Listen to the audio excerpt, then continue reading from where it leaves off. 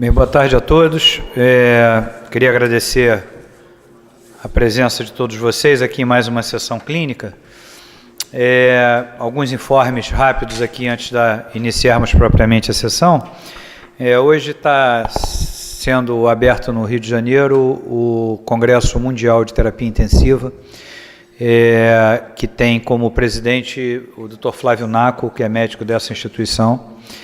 E, sem dúvida nenhuma, eu acho que é um marco para a terapia intensiva do Brasil e especificamente da cidade do Rio de Janeiro poder estar com esse congresso aqui. Eu acho que, Luiz me corrige, mas eu acho que já tem pelo menos uns 15 anos que nós não temos um congresso mundial de terapia intensiva aqui no Brasil.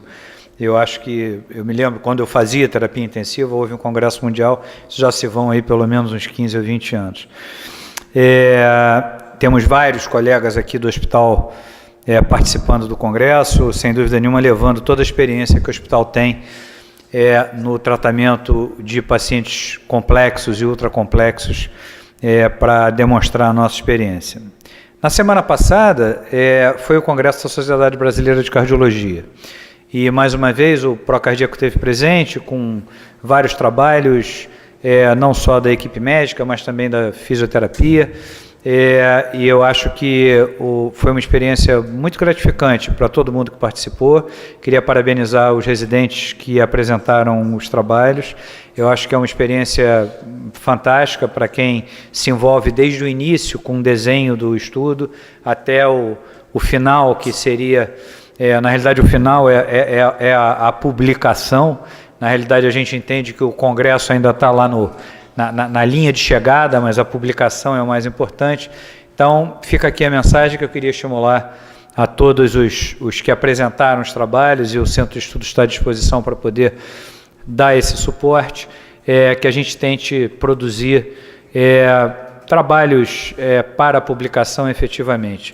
Hoje nós temos dois grandes jornais de cardiologia, o Arquivo Brasileiros e o International Journal of Cardiovascular Science, existem as duas, e a gente tem toda essa abertura aí para poder tá apresentando essa nossa experiência. Essa sessão vai ser a primeira sessão clínica que a gente vai utilizar essa tela nova. O pessoal de trás está vendo bem? Tá legal aí? Porque a gente está meio que fazendo um teste, tamanho de letra e tal. Miguel esteve aqui ontem para poder ver isso, mas assim, é porque a gente já tinha feito essa aquisição já há aproximadamente uns 2 meses, mas a gente ainda estava aí no ajuste final, aí o Antônio conseguiu essa semana ligar a televisão lá de trás, e a gente está colocando então para rodar esse padrão, que a qualidade da imagem, a resolução é muito melhor, e vocês vão ver que, sem dúvida nenhuma, eu acho que dá uma outra qualidade. Pensei até em chamar o William Vac para poder fazer a moderação, mas aí eu enfim, aqui a única coisa para quem vai apresentar, viu, Miguel, e para quem for, porque o laser não pega nessa tela. Então, a única limitação efetivamente que a gente tem, até que a gente consiga o tal do laser que pega no monitor, que existe, mas a gente está em busca de. Essa semana ainda nós vamos ter na sexta-feira, na Sexta Consciência, o diagnóstico por imagem.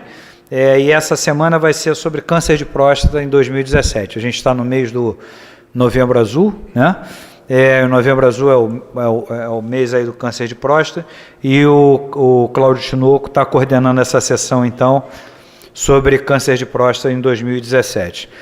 Eu gostaria de agradecer à equipe de neurologia do hospital por ter se prontificado a apresentar esse caso, que sem dúvida nenhuma a neurologia sempre tem casos muito interessantes, e a gente já tem aí um banco de casos apresentados pela neurologia que trouxe grandes novidades para a sessão clínica, e eu tenho certeza, eu não conheço o caso, mas eu tenho certeza que dessa feita não será diferente. Queria chamar o Miguel então para poder colocar aqui o computador para a gente poder começar. Miguel, vamos lá? Bom dia, obrigado pela presença. A última participação da Neuro nas sessões clínicas do hospital esse ano, e, como o André falou, é um caso inusitado. Nos 3 anos que eu tenho de formado, eu nunca tinha visto um caso como esse? Acho que você vai ter uma experiência nova. Segunda coisa, dizer que eu sentei aqui já muito frustrado. Depois de ver o Tiago mostrando elétrico, não entender nada daqueles riscos, não saber por que aquilo estava daquela forma, é extremamente frustrante. Mas vamos lá, Miguel. Fácil é eletroencefalo que é fácil. Essa apresentação, na verdade, vai ter que ser cancelada, porque vai ter outro AVC agora, com trombectomia, que deve ser muito mais rápido que esse aí. Que o Eduardo estava aqui dentro e teve que ir lá agora que está tendo um AVC, né? Mas essa aqui foi um anterior, que ele estava perto. Foi um caso muito interessante, até depois tem bastante gente para comentar que sabe bastante coisa disso, aliás, até o próprio Eduardo, se der tempo de aparecer aí. Vou ter que mostrar algumas coisas que ele mostraria, imagino eu. Até talvez vou ter que trocar um pouquinho da apresentação para mostrar umas imagens que ele mostraria. É um caso de um paciente que veio para nós aqui. Ele foi um caso de AVC intra-hospitalar, que na verdade não é a minoria dos AVCs, óbvio, que a maioria vem de fora, mas sabe-se que os AVCs intra-hospitalares sempre são mais devagar, as coisas são um pouquinho mais enroladas, por incrível que pareça, o paciente está dentro do hospital, mas porque está em outros setores que não são tão treinados, assim, vamos dizer, como a emergência, ou não que não são treinados, mas que não estão tão acostumados assim com a correria. Mas a gente vai ver que os nossos foram muito, muito bons, assim. A gente vai discutir isso depois. Então, é um paciente que chega na emergência, inicialmente, com uma queixa de cansaço. Vem reclamando 2 meses de cansaço, na verdade. E chega na emergência com um quadro de FA, na verdade, de alta resposta. É um paciente hipertenso, diabético. Fala que, na verdade, já teve um quadro semelhante, inclusive foi diagnosticado FA antes. E ele já vinha fazendo uso de rivaroxabana, fazia amiodarona para controle de frequência e alguns antihipertensivos, hipoglicemia antioral, que não vem ao caso aqui. Ele chega então em edema agudo de pulmão e FA de alta resposta, revertido na emergência, na verdade não revertido, mas estabilizado a frequência e faz um eco que mostra uma estenose aórtica e mitral. Inicialmente se achava que era até importante ou grave, mas no final viu que na verdade as duas eram moderadas de intensidade. João, e aí, como é que é uma investigação dessas na emergência, lá onde você trabalha? Então, a gente, a princípio, a ação principal é estabilizar clinicamente o paciente, né? A opção da emergência foi por controle de frequência com diltiazem. Não fui eu que atendi esse paciente exatamente na emergência, mas a escolha pelo tratamento foi o controle de resposta em função de ser um delta-T indeterminado. O paciente já vinha anticoagulado e o paciente ficou muito bem com o controle de frequência, ficou estabilizado.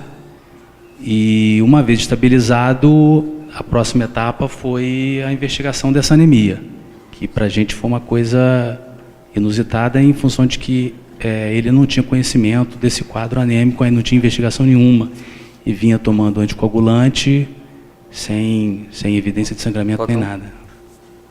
Então, a princípio, inicialmente foi visto dessa forma.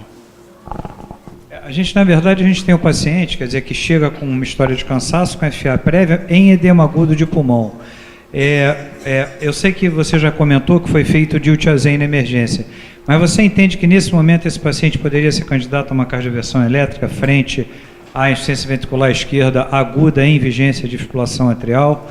Ou você acha que a FA tinha pouca contribuição enfim, porque de uma forma geral o que a gente está vendo ali é que ele já tinha um quadro de fibrilação atrial, era uma fibrilação atrial prévia. Agora, o quanto essa fibrilação pode ter contribuído para a descompensação ventricular esquerda dele e se estaria ou não indicada a cardioversão elétrica nesse modelo?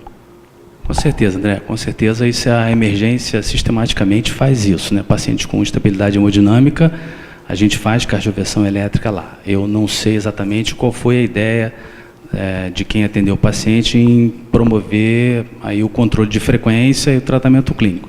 Mas, habitualmente, a conduta na emergência é exatamente essa. Na vigência de um infarto, de um edema agudo, de uma instabilidade hemodinâmica ou qualquer que seja, um rebaixamento de consciência por hipotensão, a gente sempre faz cardioversão elétrica, sempre. Provavelmente esse paciente não é portador de fibrilação atrial persistente ou mesmo permanente. Por quê?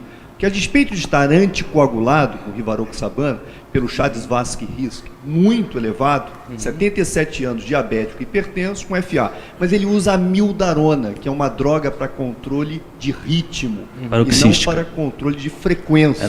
Então é bem possível que essa FA de resposta muito rápida, que a mildarona não conseguiu deter, seja um mecanismo, digamos assim, fisiopatológico prioritário para o edema pulmonar agudo do paciente, até porque ele tem duas barreiras valvares. Ele tem uma barreira atrioventricular, que é a estenose mitral, e tem uma barreira ventricular aórtica. Um aumento de resposta ventricular, sobretudo de uma FA aguda, que me parece aguda, não teria cabimento a mildarona para um paciente com FA persistente ou permanente. Parece para controle de ritmo, e ele agudiza. Então isso me parece ser o mecanismo fisiopatológico prioritário. Não há referência à hipertensão, digamos assim, descompensada na admissão. Eu penso no ritmo, fundamentalmente no ritmo e na frequência como os fatores prioritários. Doutor Evandro. Lembrar a interação cérebro-mente-coração, que são formas tacto-subo-like que levam à disfunção cardíaca aguda, e muitas das vezes sem dor, às vezes no contexto de um stroke, né, mais comum no stroke hemorrágico, mas pode acontecer no AVC isquêmico, e obviamente esse contexto também pode, num paciente hipertenso diabético, descompensar uma cardiopatia isquêmica prévia. Então, aqui, a gente vem também estudando a hipodiastolia, que é um outro modelo que muitas das vezes esses doentes têm já algum grau de disfunção diastólica, mistura com estenose mitral, alta resposta, isquemia. Então esse paciente é muito importante a gente olhar o ecocardiograma para a gente tentar separar o que é um edema agudo de causa biopática, o que é valvar, e o que pode estar associado com uma forma tipo Takotsubo. O elétron é importante. Outra coisa que poderia ser... Tem AVC ainda não. Não teve. Uma coisa... não tinha ainda. Uma coisa que poderia ser discutida também é a presença de estenose mitral e o uso de rivaroxabana. Exatamente, Quer dizer, então, na verdade, se o doente tem uma estenose mitral acima de moderada, é contraindicado usar os novos anticoagulantes. Só um detalhe assim. Eu não vi esse paciente na chegada. No pós-operatório, ele se apresentou o tempo todo em FA. E ele não dizia ter FA intermitente, não. Ele tinha FA permanente. Ele sabia que tinha FA sempre. Ele usava mildarona para controle de frequência, segundo o paciente dizia. E o que eu acho é que o que descompensou ele foi a anemia. E aí ele tinha uma resposta ventricular aumentada. E aí descompensou ventilatoriamente. Qual é o tamanho da anemia? Vai aparecer no próximo. É a história da rivaroxabana no doente valvar. Isso. Não, a estenose mitral é contraindicada. Conhecido, né? Porque a gente sabe que da bigatrana é ruim. Só não tem evidência que possa ser usada. Quer dizer, então a diretriz recomenda que não use. Exatamente. Mas para da bigatrana é pior, isso a gente sabe. Então, por analogia indireta, faz sentido imaginar que não seria interessante. Vamos ver se a gente chega no AVC. Vamos. Na verdade, eu tentei enxugar algumas coisas, assim, porque é longo isso aí. É uma história de seis dias, mas aconteceu bastante coisa aí. O laboratório de entrada, então, aí mostra a anemia que a gente estava falando. Ele tem uma hemoglobina de 9 e na verdade foi investigado uma anemia normo-normo, se eu não me engano, peraí, deixa eu ver aqui se é normo-normo. Microcítica, é verdade.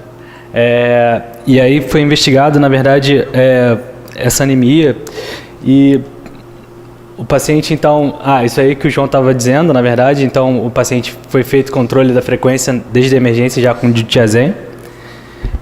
A investigação da anemia, então, foi o próximo passo. Foi feita uma endoscopia, uma colono, logo no início da internação. e foi diagnosticado, na verdade a biópsia saiu depois, mas um tumor estenosante do sigmoide, e o paciente foi transferido para o pós-operatório, que foi essa época que o Fernando conheceu, foi transferido pós-operatório para poder operar esse tumor. Então, no dia 15 de setembro, ele faz uma retossigmoidectomia sem complicações e é transferido para o ZIC depois de 48 horas de UPO. Está bem corrida a história, porque vocês vão ver que é longo mesmo. O paciente, então, estava em uso de compressão pneumática pós-cirúrgica. Começa uma enoxiparina profilática 40 mg de 18 horas do dia 17, e no dia 18, no terceiro dia de pós-op, às 5 da manhã, a filha nota que o braço do paciente está fraco à esquerda subitamente. Queria levantar um ponto que eu acho que é importante aqui na discussão. Como foi conduzido pelo pós-operatório a questão da transição entre a anticoagulação e a cirurgia? Quer dizer, eu estou entendendo aqui que não foi feita ponte com anticoagulante com heparina para intervenção, né? Estou entendendo que suspenderam e... Foi feito Clexane, na verdade.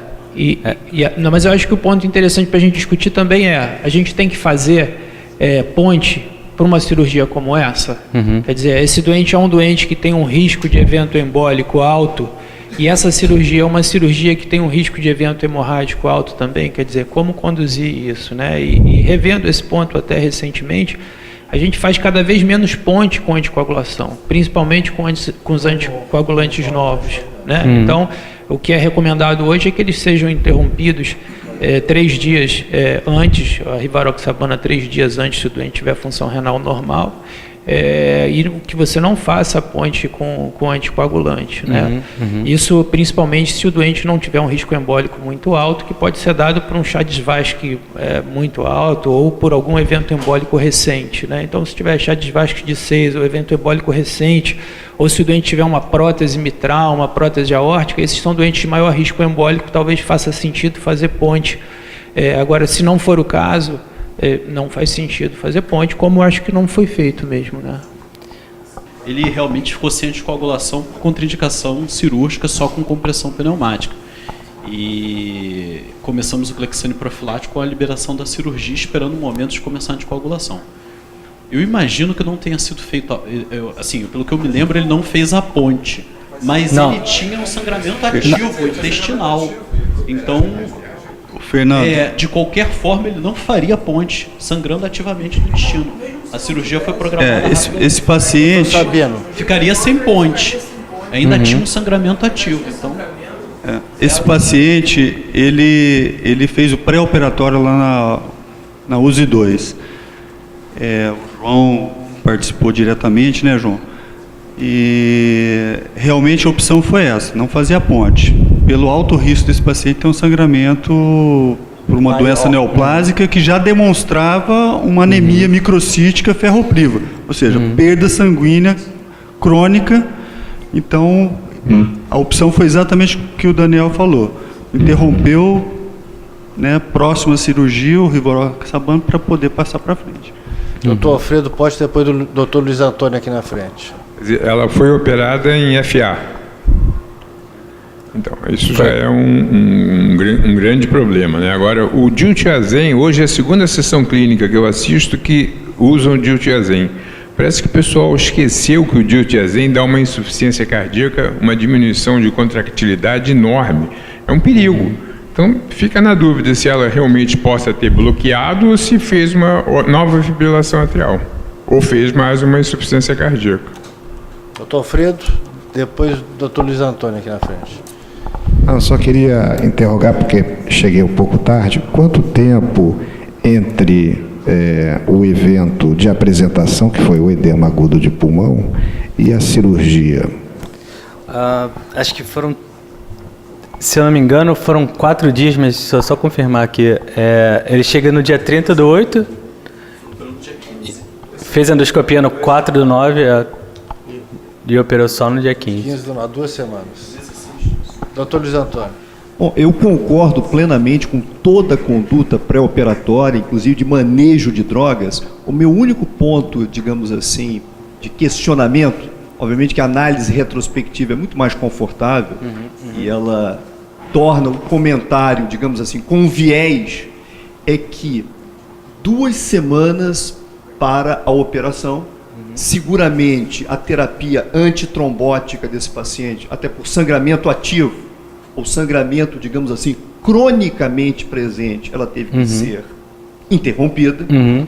E o retorno à terapia anticoagulante é feito também com muita parcimônia no pós-operatório. Porque, observe, a operação é feita no dia 15, somente no dia 17, 48 horas depois, começa-se uma heparina, que apesar do paciente ter 77 anos, mas não tem disfunção hepática, não tem disfunção renal, de 40 miligramas é uma dose profilática para TVP. Não é uma terapia anticoagulante. Então, é bem provável que esse intervalo de tempo, notadamente perioperatório, envolvendo o pré, o per e o pós-operatório, com quase 3 semanas, tenha sido o gatilho fundamental de um paciente, como já claramente aqui discutido, de altíssimo risco tromboembólico. FA, que a gente já está concluindo que ela é pelo menos persistente, provavelmente permanente, patologia valvar, mitro-aórtica, hipertenso, diabético idoso. Então, é possível que o mecanismo cardioembólico tenha sido efetivamente a não anticoagulação, sobretudo no momento pós-operatório. Então, a pergunta que eu faço ao pós-operatório é o que efetivamente produziu, digamos assim, esse delay, esse retardo para o retorno da terapia anticoagulante. Essa é a minha dúvida. Contraindicação do cirurgião. Doutor Daniel. Isso. Não, só um comentário rápido aqui. Houve opção da rivaroxabana nesse caso, que já tem a discussão da questão se valvar ou não, mas é legal comentar com as pessoas que rivaroxabana e dabigatrana, na realidade, apesar de que as pessoas se inclinam para ser mais seguro, esses dois NOACs sangram mais de hemorragia gastrointestinal do que a varfarina. Então, nesse caso em particular, ainda teve um contribuinte a mais no problema, né? Miguel, vamos ver se a gente consegue terminar o caso, né? Porque o exame clínico tinha uma paresia facio-braquial esquerda de predomínio membro superior, uma hemenopsia esquerda, o paciente estava disártrico e, segundo ele, não tinha problema nenhum. Tinha uma nosognosia que, para ele, estava tudo bem. Inicialmente era um NIH de 11, então a paralisia facial e todos esses déficits aí que eu numerei. A gente colocou um ranking pré de 0, apesar dessa FA, e a gente julgava que pelo menos em época de FA controlada, ele não tinha nenhuma limitação. Depois eu vou falar um pouquinho do ranking, assim, porque eu não sei se todo mundo conhece, a gente usa bastante no AVC, mas se todo mundo já conhece, aí aqui eles mandam eu pular. O início dos sintomas, então, foi 5 da manhã. A avaliação médica inicial foi lá do pessoal do pós-operatório.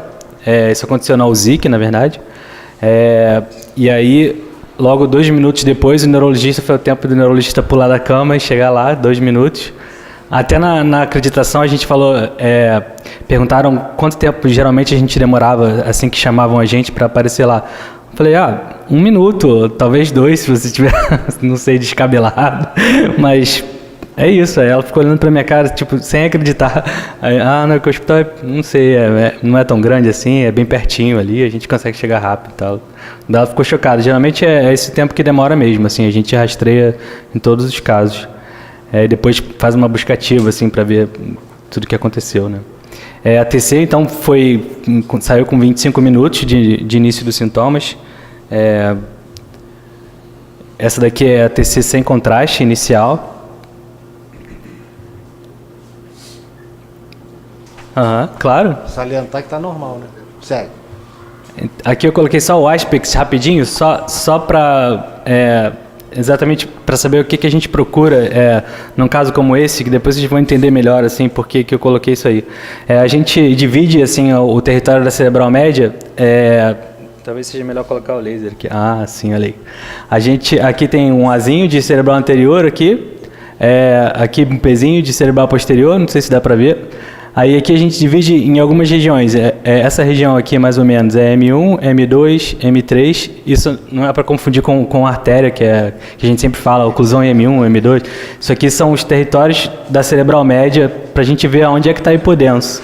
Se atingiu o núcleo da base, se não atingiu. E a gente dá uma nota para isso. Se estiver totalmente normal, é Aspect de 10. E a gente sempre fala assim, para quando vai passar o caso para alguém, eu chamar quem tiver que chamar, correndo, que a TC está com Aspect de 10, significa que está normal. Geralmente é o contrário, né? A gente imagina que seja... O que significa o Aspect, para quem não conhece? Então, o Aspect é uma escala feita pelo pessoal do Canadá para a gente conseguir passar para alguém o quanto de hipodensidade tem na TC. Se você fala que tem um Aspect de 0, significa que todas essas áreas aqui estão atingidas, M2, M5, M6. Então, AVC grave, assim, que fechou a cerebral média inteira, desde o núcleo da base lá, vai ter um Aspect de 0, se já passou tempo suficiente para ter morte cerebral inteira. Então, é assim que a gente passa. Se a gente falar para alguém que o Aspect é de 8, 9, então significa que quase não tem alteração ainda. E se tiver muito baixo, já não. Com relação ao sangramento, o que ele quer dizer? O Aspect em sangramento se tiver, na verdade, se tiver muito alterado, tem a chance de tem a chance maior de sangrar, né? Porque o infarto já é grave, então você tem que ficar preocupado. Já não dá para fazer mais. Se tiver uma hipodensidade extensa, a gente já não tromboliza mais e não indica trombectomia. Então, assim, a gente usa isso para decisão terapêutica, né? Para ver o quanto de cérebro ainda pode ser salvado. Isso aqui é uma figura que os neurologistas se passaram no grupo, que eu sinto o cheiro de RTPA de manhã. Que a gente fica com sangue no olho para trombolizar todo mundo, aí pergunta, peraí, não acredito. Ele operou há 3 dias. Capturou a imagem, você não sabe que filme é esse. Mas eu sei. E o pessoal da minha geração todos sabem, isso é Apocalipse Now. Um filme extraordinário e chocante sobre guerra, especificamente no Vietnã, da década de 70, meio da década de 70. Opa, vou assistir. Muda o filme. Muda o filme. Então, na verdade, é só para provocar, que não tem como fazer RTPA no paciente pós-operatório, né? Então a gente tem que se controlar, faz a angiotomografia para ver se tem uma oclusão proximal. Com o caso assim, com NIH de 11 inicial, que eu tinha falado para vocês, se é isquêmico, a gente olhou primeiro a TC normal, que diz para a gente que, tudo bem, o diagnóstico é clínico de AVC, mas a TC normal, então, AVC isquêmico. Com um NIH tão alto assim, a gente imagina que tem uma oclusão vascular, e a angio-TC confirma isso aí. O que aconteceu e que é meio atípico até, é quando a plantonista viu que era grave e não tinha como trombolizar o doente, já ligou direto para o Eduardo e falou, olha, eu tenho um doente aí que provavelmente está ocluído a artéria, vem para cá. Isso às 5 e pouca da manhã. A trombólise está contraindicada ou a contraindicação só se dá em procedimentos cirúrgicos, neurocirúrgicos ou cirurgias de maior risco hemorrágico? Em princípio, cirurgia de grande porte, né? Abriu a barriga, abriu o tórax, etc., você deve se evitar fazer 2 semanas a trombólise, né? Então, pós-operatório de cirurgia cardíaca, ou nesse caso abriu a barriga, né? Tinha 3 dias de pós-operatório. 3 dias. Então, sugere-se não fazer trombólise venosa. Uma das dúvidas que eu ia comentar agora é a pergunta que, vamos dizer que o doente tivesse, sei lá, 3 semanas de pós-operatório, não tivesse anticoagulado, tivesse tido AVC. E aí, vamos dizer que o neurointervencionista fosse agora, e o Eduardo está aqui, e desceu para atender um caso, e vamos dizer que vai ser a mesma coisa, e a pergunta é, uma oclusão visível, você vai mandar direto para a sala ou vai fazer trombólise primeiro, né? E a gente não tem essa resposta ainda. Na realidade, no presente momento, em todos os ensaios clínicos, quando o doente tinha possibilidade de receber trombolítico, ele recebia, e você fazia trombectomia adjuvante à trombólise, né? Então a gente não sabe responder essa pergunta ainda, se é melhor mandar alguém direto para fazer trombectomia primária comparado a trombólise mais trombectomia. A gente não sabe essa pergunta. Então, no presente momento, nas recomendações todas, e é baseado no que a gente conhece dos ensaios clínicos, todo paciente que tem condição de ser trombolizado deve ser trombolizado. A probabilidade de recanalização de um vaso como esse recebendo RTPA é de perto de 25%, 30% no máximo, só com RTPA, que é razoável, né? Vai abrir tudo 25%. A probabilidade de recanalização com trombectomia vai mais de 80% a 90%, né? Então, a gente não sabe se o doente pudesse receber. A segunda coisa que as pessoas falam, pensam que devem saber, assim, a gente faz a angiotomografia justamente para procurar oclusão proximal. Mas os doentes, quando tem um AVC agudo que tem oclusão proximal, são a minoria. Eles são, na verdade, perto de 15%, 20% no máximo dos pacientes, que você consiga ver uma oclusão. A maior parte dos doentes com AVC são tratados com RTPA venoso mesmo, que são as oclusões distais, ou que você não é capaz de ver na angiotomografia, como oclusão de pequeno vaso, que tem sintomas troncocefálico, profundos, lacuna e assim por diante. Então, esses casos todos são RTPA venoso só. Só os casos que têm oclusão proximal, M2, M1 para trás, basilar, etc. É aí que você pondera pedir ajuda de quem faça intervenção. É isso. Ô, Seta, só para você ter uma noção, na recomendação da American Stroke, está como 1A. Se o doente tem indicação de trombólise venosa, faça. E depois você vai chamar o endovascular. Se for dentro disso que o Daniel Bezerra falou. A gente não sabe ainda, não se comparou. Acho que isso vai existir. Acho que dos próximos ensaios que precisam serem feitos nos próximos anos é responder a pergunta igual foi feita na cardiologia, se devo mandar para a sala direto ou fazer trombólise, quanto tempo eu tenho. Como eu sempre falo, a gente está uns 15 anos ou 20 atrás de vocês, né? Vou estar uns 15. Então, estamos chegando lá. Miguel. Vamos lá.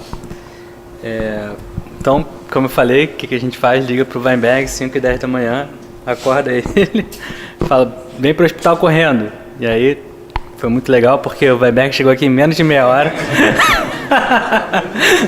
Poxa, por isso que eu estava falando que tinha que ser cancelada essa apresentação, porque hoje ele estava aqui dentro, caramba, não tem comparação.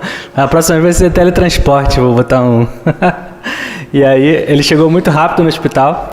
Chegada a hemodinâmica 5h45 e 45 minutos de sintomas.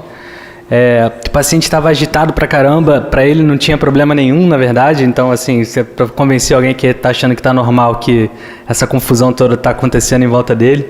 Então, foi necessário a anestesia geral para toda a agitação. E aí a gente perdeu um pouquinho de tempo nisso. A punção da artéria foi 6h30 da manhã. A gente vê no exame que a M1 ainda estava ocluída. A M1 aí é o início da cerebral média, né? E aí o Eduardo conseguiu chegar no trombo às 2h04 e às 2h19 conseguiu a reperfusão do vaso. Né? Oi? 7h10, desculpa. 2 horas e 19 minutos de início de sintomas. Que são tempos excepcionais todos, né? Muito bons, muito bons. Mereceu a foto do Senna ali, né? Aqui, então, eu não sei agora se eu mostro, porque assim, na verdade eu ia mostrar isso aqui rapidamente. Você vê ali, aqui assim, eu sei que a anatomia é um pouco diferente da de vocês, então vamos achar as coisas aqui. Aqui é a cerebral média, era para estar aqui, vocês estão vendo ela aqui depois do procedimento, totalmente cheia. A gente tem uma escala que a gente chama de TICE, que é para ver o fluxo depois. Que nem vocês têm time, a gente tem TICE. Aqui é 0, então não está passando nada. E aqui ele abriu o vaso, está passando tudo. Então TICE 3, isso aqui é o melhor desfecho que você pode conseguir numa trombectomia. Eu posso mostrar para vocês o videozinho rapidinho do procedimento, porque o Eduardo não está aí. Não sei se... É muito rápido, é um GIF assim. Então, que quando tinha oclusão. Não enche nada, você vê que tem bastante colateral, assim, vocês conseguem ver assim logo no final, está enchendo bastante aqui por cima, assim, por ramo pial e tudo, e aí isso é um sinal de bom prognóstico para o doente, assim, quando ele tem bastante colateral. Consegue manter bastante tempo o cérebro viável, assim, tem uma chance maior de ter um aspects bom por muito tempo. Esse daqui durante o procedimento, então é o catéter lá, assim, é um catéter de aspiração, chama penumbra.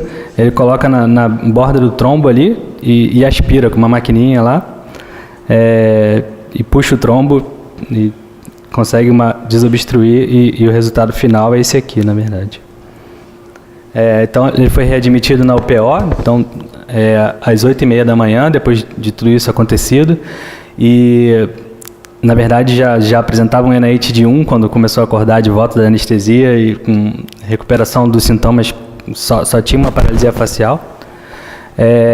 O paciente na verdade, continuava com uma anosognosia, na verdade, ele além dessa paralisia facial, não pontuava na escala, mas para ele não tinha acontecido nada, achava um absurdo. Como é que eu vim parar nesse CTI? Quem foi que me enfiou aqui? Por que vocês fizeram? No final, já estava achando que as pessoas tinham causado nele problema, então estava muito confuso. Ele saiu com uma... Na verdade, ele evoluiu com uma escala de ranking de 0. Aí eu vou explicar rapidinho o que é ranking aqui. Aí, 0 para a gente é nenhum sintoma, isso é uma escala funcional. 6 é o paciente óbito. E aí a escala vai evoluindo. 1, ele tem alteração, tem algum sintoma, mas não tem nenhuma incapacidade. E aí você vai evoluindo para 2, quando tem uma incapacidade leve, não consegue fazer mais as coisas que fazia antes. Depois vai incapacidade moderada, até o paciente acamado, que é ranking 5. Então, a gente sempre vê o efeito dos estudos e dos pacientes com essa escala funcional. Né? Não é aquela escala de NIH de exame clínico. Isso aqui é a ressonância de controle, só sobrou isso de infarto. Só esse pouquinho aqui. Na verdade, se você fizer muita força, dá para ver um pouquinho aqui. E um pouquinho lá do outro lado, que é FA, múltiplos territórios. Né? Então, após 24 horas da trombólise, começou a aspirina. A retorno da anticoagulação plena foi com a enoxaparina, isso já no dia 20. Isso aconteceu o AVC do dia 18 para o dia 19.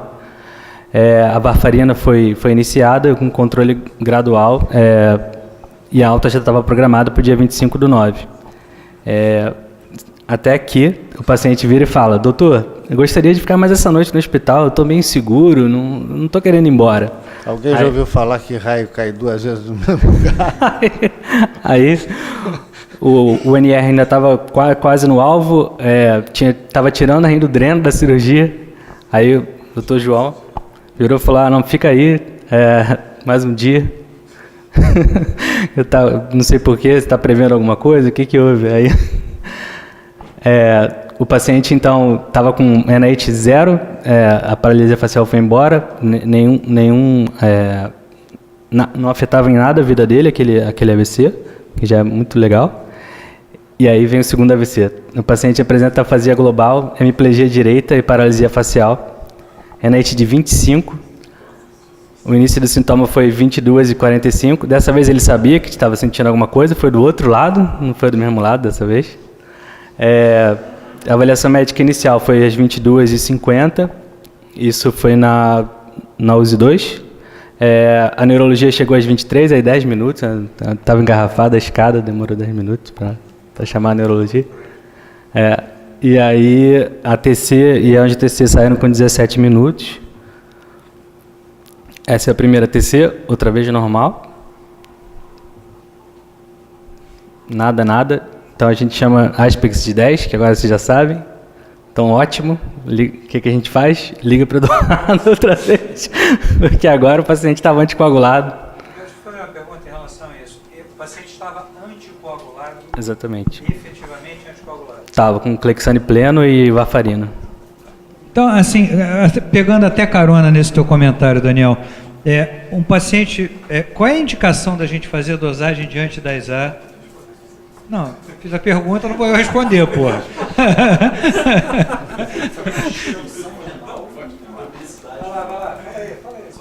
Disfunção renal e obesidade mórbida. Então a gente não tem como...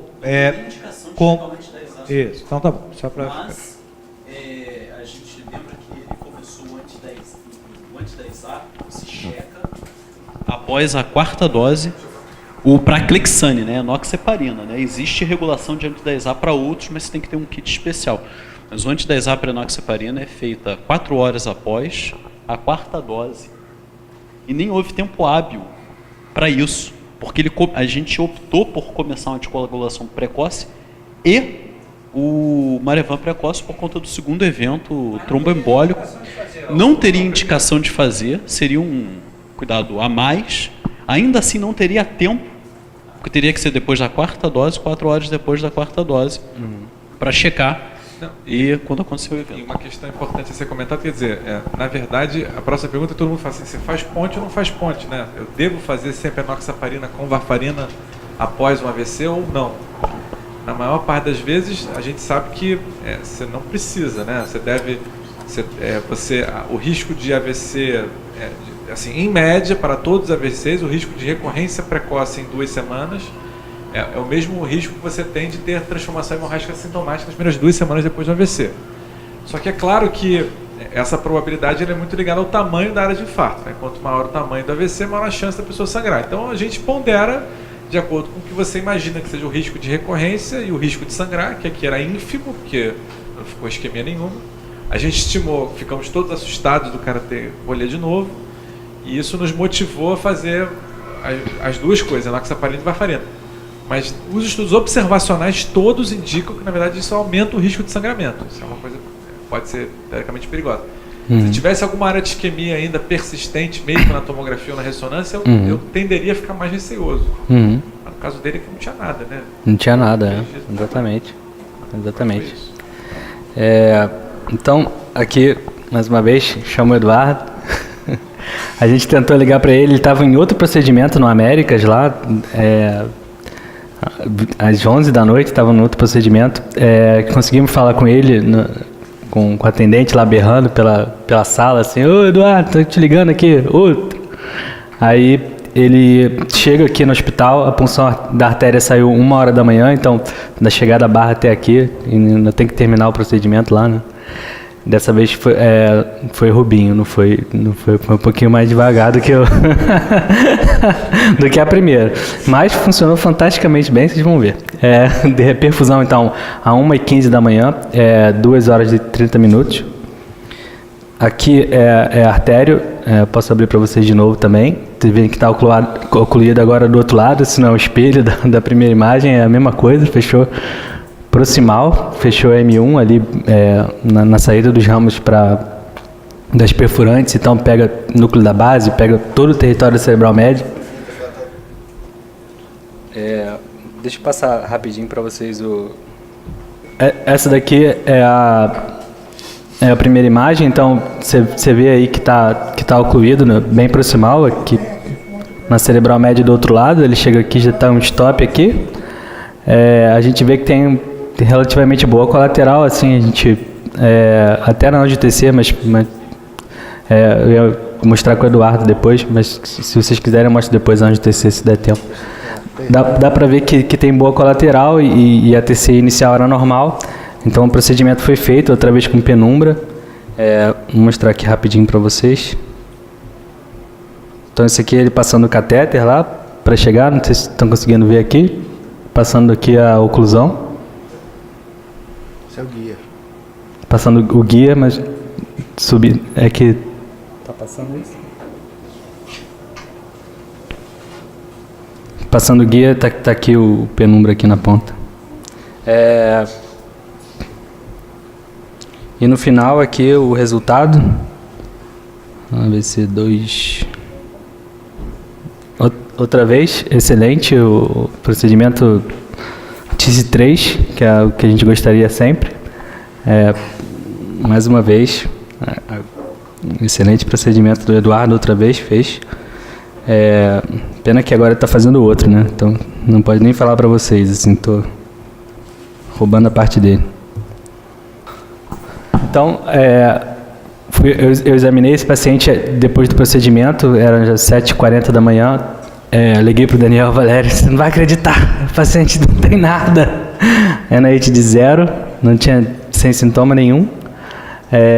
Dessa vez eu perguntei, e agora você sabe o que aconteceu? Você está achando que teve um AVC? O que aconteceu? E ele, realmente, dessa vez eu tive um problema para falar de noite, mas eu dormi e melhorou. Você foi anestesiado, fez um cateterismo, não foi bem assim não, aconteceu algumas coisas aí no meio dessa dormida. Essa aqui é a TC de controle, dessa vez dá para ver um pouquinho de de alteração ali nos núcleos da base. Eu dei uma janelada aqui rápida para vocês conseguirem dar uma olhada melhor aqui. Dá para ver aí, né, um pouquinho de hipodensidade, mas que não deixou nenhum sintoma com ele.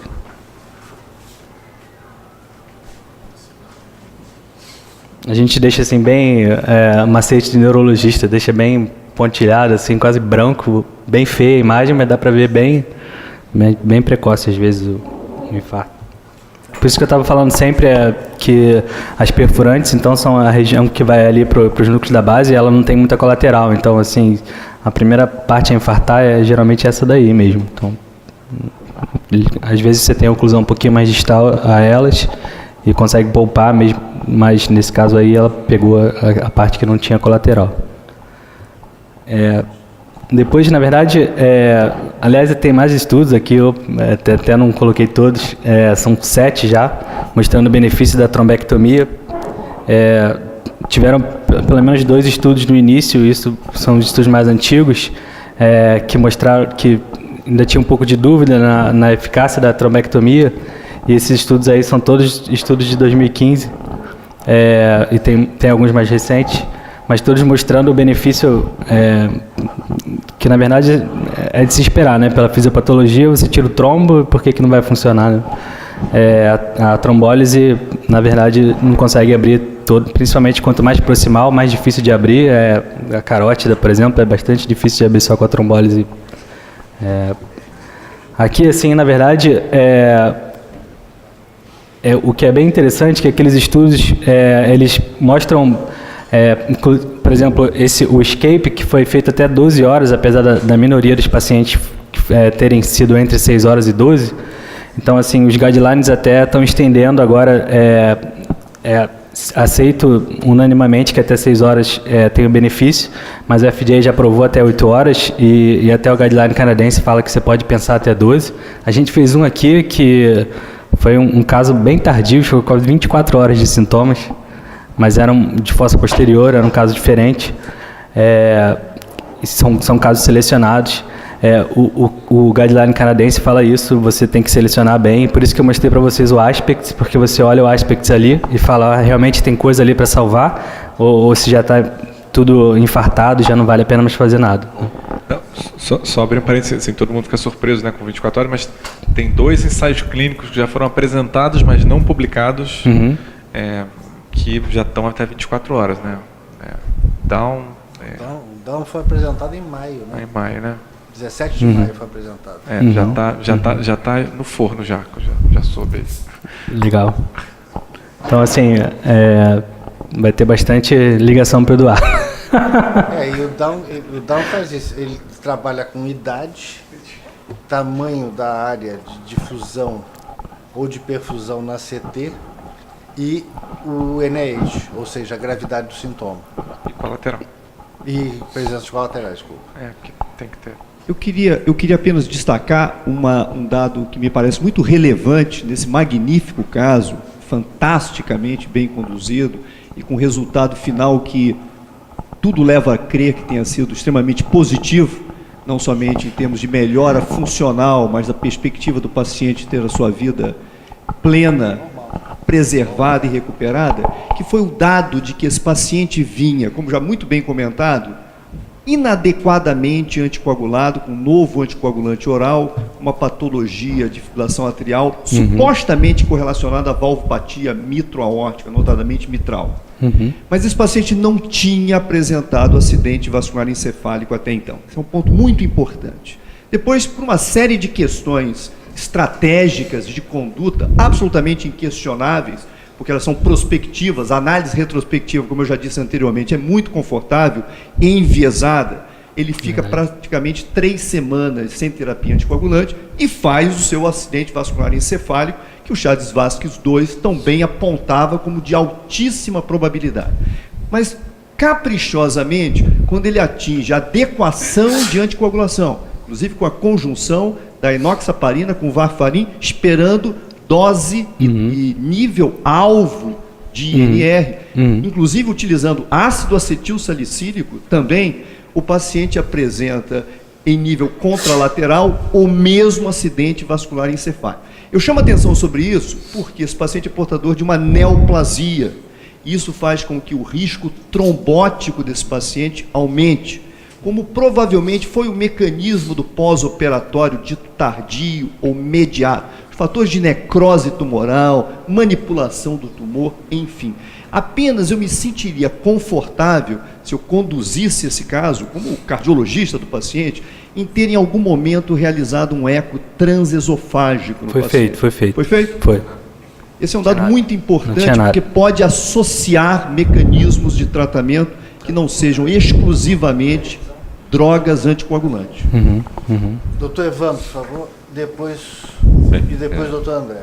Primeiro que é brilhante, e já não é o primeiro que a gente tem aqui dentro do hospital, de um paciente ter mais do que um episódio e ser tratado 2 vezes com a trombectomia.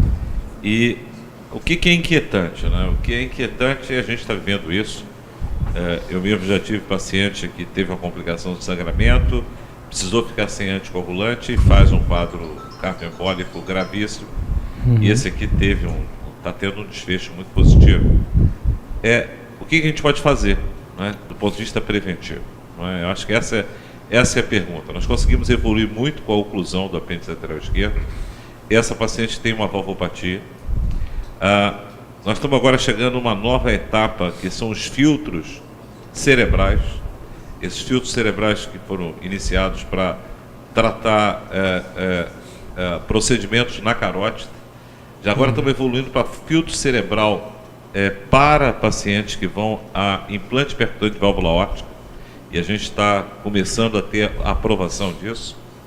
E começa a se ter como horizonte, justamente para um conjunto de pacientes de muito alto risco, com FA, a possibilidade do desenho com técnicas envolvendo a tecnologia e nanotecnologia, os filtros cerebrais. Então, isso é muito interessante, isso que vocês estão fazendo aqui, que é justamente o time neurocardiológico. Isso hoje nos Estados Unidos, no andar de cima do mundo, os times neurocardiológicos se reúnem para discutir as estratégias de anticoagulação no período perioperatório, porque isso é comum. O que é comum isso acontecer. E você não só tem um processo do perioperatório, que é altamente mobilizador de plaqueta e de fatores da coagulação, mas o meio ambiente carcinogênico, que é altamente rico em fator indutor de coagulação. Então, um belo caso. Eu não sei se a tromboelastografia poderia ajudar alguma coisa. Eu faço depois essa pergunta aos colegas da terapia intensiva. Isaac, depois André. Queria lembrar a questão é um paciente com alto risco tromboembólico. É um doente com Chades-Vasch que é alto, é um doente, como muito bem lembrou o Luiz Antônio, com tumor e com uma lesão valvular mitral. E lembrar, enfatizar, que a estenose mitral é a doença mais emboligênica que tem no coração. Doutor André, por favor. Depois doutor André, Sabino e Alfredo. Naturalmente o caso é exemplar. Eu acho que é um caso riquíssimo do ponto de vista de detalhe, mas desde o início, o que a gente vem discutindo aqui basicamente é a magnitude protrombótica que esse paciente tem. Luiz Antônio já fez uma revisão bastante extensa a respeito do potencial tromboembólico dele, não só pelo Chades-Vasch, mas também pela neoplasia. E é um caso que, no decorrer da sua apresentação,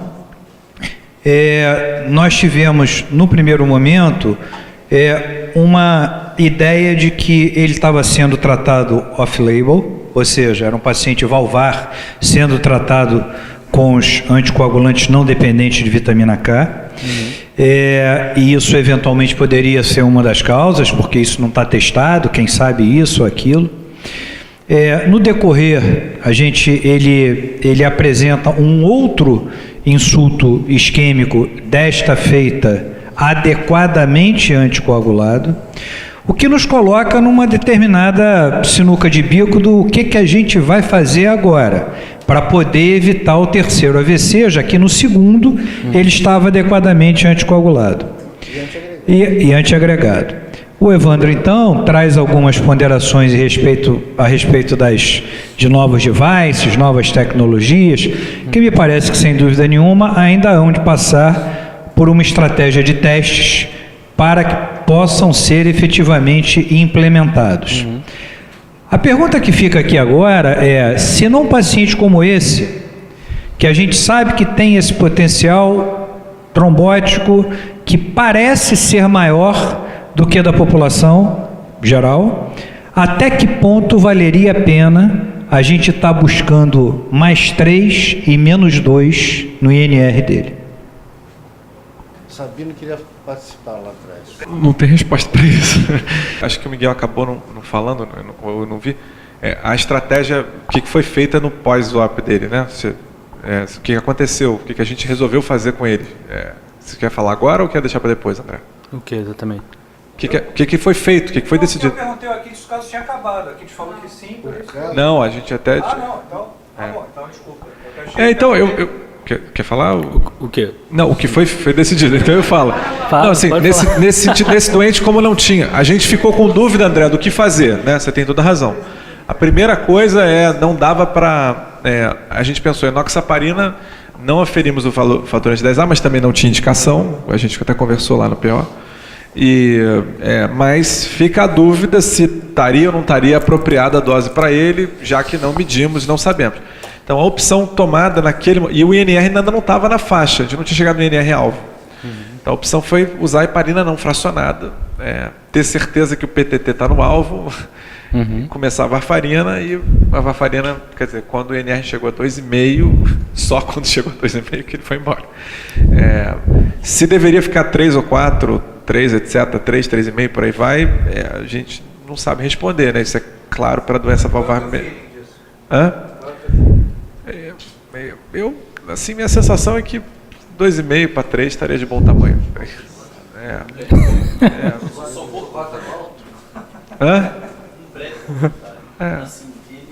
Ele não teve nenhum evento. Ele teve evento sem anticoagulação. Porque não podia mesmo, não foi mal manejado. Ele não podia anticoagular, tirou a anticoagulação, passou por cirurgia, não teve como anticoagular, não foi liberado para anticoagular, e aí fez o evento.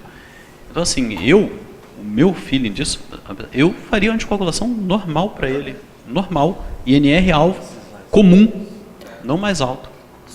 Até porque ele foi retirado do tumor, né?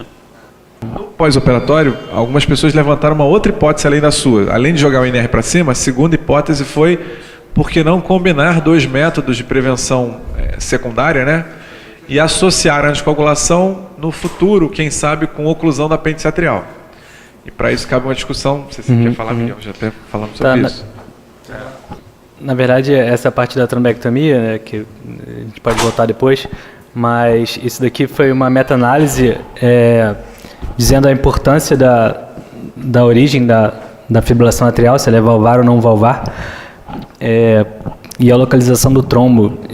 E aí a gente consegue ver aqui, por exemplo, que aqui está uma tabela em inglês, aquele LAA ali quer dizer auriculeta e o LAC quer dizer... não, LAA, desculpa, quer dizer o átrio e o LAC quer dizer auriculeta. Então, assim, ele mostra que, na verdade, a localização do trombo com uma origem, desse caso, seria a maioria atrial e não da auriculeta, na verdade. E aqui ele mostra na segunda tabela, na verdade, ele já mostra a não valvar, e aí vê que a maioria dos trombos realmente foram na auriculeta ali. Você compara o LAC com o LAA, você vê aqui...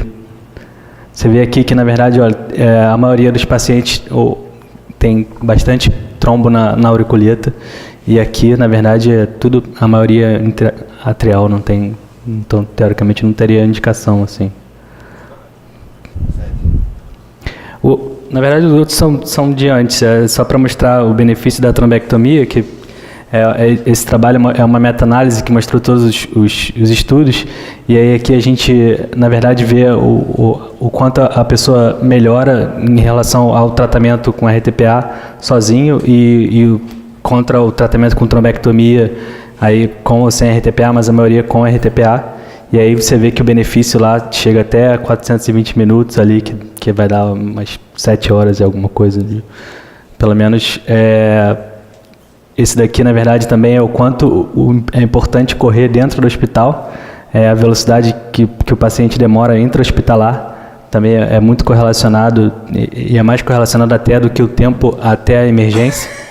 O tempo que você demora dentro do hospital influencia muito no prognóstico do paciente para melhora funcional. É basicamente isso. O resto é valvar. Então temos lá Sabino, Alfredo, Carlos Peixoto e Roberto. Roberto depois do Alfredo, depois do Dr. Carlos Peixoto aqui na frente. Bom, espetacular, né? O que eu queria chamar a atenção aqui em relação a pessoas, né? Que, independente do local da ocorrência, um bom treinamento da equipe e aí multidisciplinar fez uma diferença enorme. A precocidade da identificação do evento, trigar o processo como um todo, que é o acionamento do protocolo do AVC, e aí desencadear esse mecanismo todo que encurta esse tempo, né? Aquele último slide que ele demonstra ali, claramente foi o evento que ocorreu aqui conosco. Precocidade do acionamento e do intra-hospitalar. A identificação intra-hospitalar, às vezes até é mais complexa, porque muitas vezes o paciente está confortável no seu leito, a enfermeira entrou, né, a assistência foi lá, medicou, só horas depois esse paciente pode ser novamente reavaliado.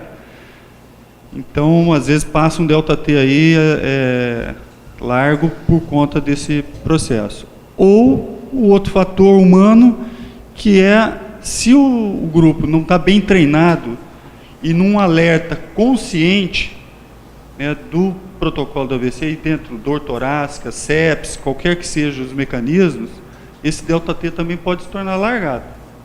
Então, parabenizar todo o grupo da neurologia que vem fazendo uma sistematização de treinamentos, e isso demonstra que setores distintos tiveram uma velocidade altamente eficaz na sua identificação e no seu acionamento. Tá? Parabéns a todos. Alfredo.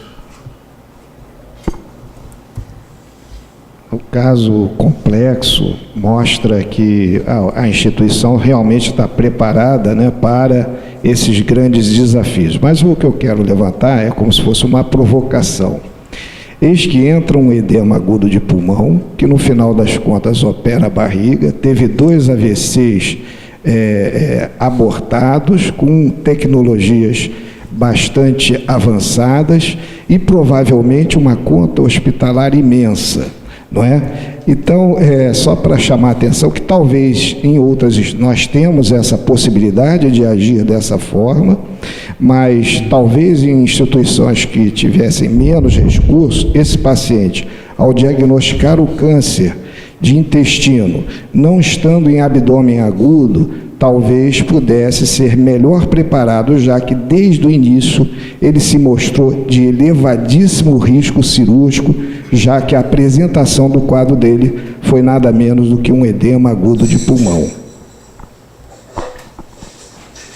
Bom, posso só fazer um comentário assim, que às vezes é óbvio que é olhar para o futuro, que é difícil prever. Mas você imagina se esse paciente, nesse preparo, faz um AVC, o custo desse paciente provavelmente vai ser muito maior do que o investimento que foi feito agora. O Daniel acho que deve ter esses números aí. Então, do sistema de saúde como um todo, né? Do ponto de vista populacional, eu sempre cito um estudo canadense que tem, né, que eles estimaram antes da era da trombectomia, que ao longo de 20 anos no Canadá, a terapia ótima, né, do AVC economizaria aproximadamente uns 13 bilhões de dólares de custo direto. O custo direto é só tempo de internação hospitalar, que foi certamente reduzido. Esse doente ia acabar a cranectomia, de um lado, e no segundo AVC ele ia acabar em cuidados de paliativos, ou ia ficar ad eterno em cima da cama, né? Porque em estado vegetativo, AVC bilateral de cerebral médio não tem saída. E sem contar as reinternações por pneumonia e assim por diante, né? Esse sujeito ia acabar tomando sabão na veia, né? Polivexina B, depois de N infecções, gastrostomia, traqueostomia, etc. Um paciente como esse. Então, o custo direto se reduz uns 13 bilhões, mas o custo indireto é muito maior. Se reduz perto de 18 bilhões de dólares em 20 anos que se tinha estimado. E custo indireto, o que eu sempre falo, é isso. Quer dizer, é o sujeito que para de trabalhar e para de produzir para a sociedade, só gasta, né? A família que frequentemente tem que gastar todas as economias que ela tinha ao longo da vida inteira, fica gastando com o doente, porque o cuidado desse doente é caríssimo. O cuidado depois, não é só na internação, é a vida inteira. Gasta com reabilitação, home care, etc, etc, etc. E todo mundo, e principalmente no Canadá, talvez o custo seja maior, porque a família para e tem que cuidar da pessoa, não é nem só o gasto de gasto de dinheiro de alguém para cuidar da pessoa. Então, assim, na conta, a gente sabe que é custo efetivo. Né? Doutor Roberto, e depois, para finalizar, doutor Carlos Peixoto, que nós temos 2 minutos só. Um comentário rápido, novamente, parabéns, como todos os colegas, pelo caso espetacular mesmo. Mas só voltar a falar alguma coisa sobre o oclusor, né, em termos de prevenção secundária. Porque das poucas indicações mais formais está a presença de um AVC em vigência de uma anticoagulação adequada, né, ou então hemorragia, poucas indicações de classe 1. Mas nesse, como você apontou, tem a doença valvar como fator, tem outras fontes que não a auriculeta, mas queria apenas saber se ainda se a ponderação em relação à colocação de um doente como que já se investiu tanto, se não entraria ainda nessa ponderação a essa possibilidade de futura de talvez um oclusor de auriculeta. Porque pode não ter um trombo agora, mas pode ter sido a fonte desse AVC, pode ter sido um trombo de auriculeta que tenha se deslocado. A questão é que metade dos trombos não são do apêndice atrial, são de dentro do próprio átrio, quando há estenose mitral. Tudo bem, exatamente. É justamente isso que eu queria. Vai adiantar. Perfeito. Doutor Carlos Peixoto, para finalizar. Queria lembrar, como o doutor Evandro colocou, já existem hoje, como também tem um filtro de cava definitivo, temporário e opcional, o mesmo já está sendo feito na carótida. E gostaria de lembrar que nós que fazemos cirurgia vascular, de vez em quando, nós temos essa situação do paciente que sangrou e precisa fazer algum procedimento, a utilização da heparina fracionada, em que você consegue controlar melhor o PTT e que você pode interromper no momento que for devido como ponte para a utilização da varfarina. Então a gente tem usado bastante isso, principalmente nesses casos. Não sei se o Daniel gostaria de conversar, ou o seu Miguel falar sobre esse assunto. Vocês pensaram nisso, já que o paciente teve? Isso poderia ser usado? O que vocês acham dessa ideia? Depois da segunda vez, ele usou heparina não fracionada. Depois da segunda vez, na primeira foi clexane plena, mas depois da segunda vez ele ficou com heparina não fracionada e foi ajustando a VNR. Foi isso que aconteceu, controlando o PTT.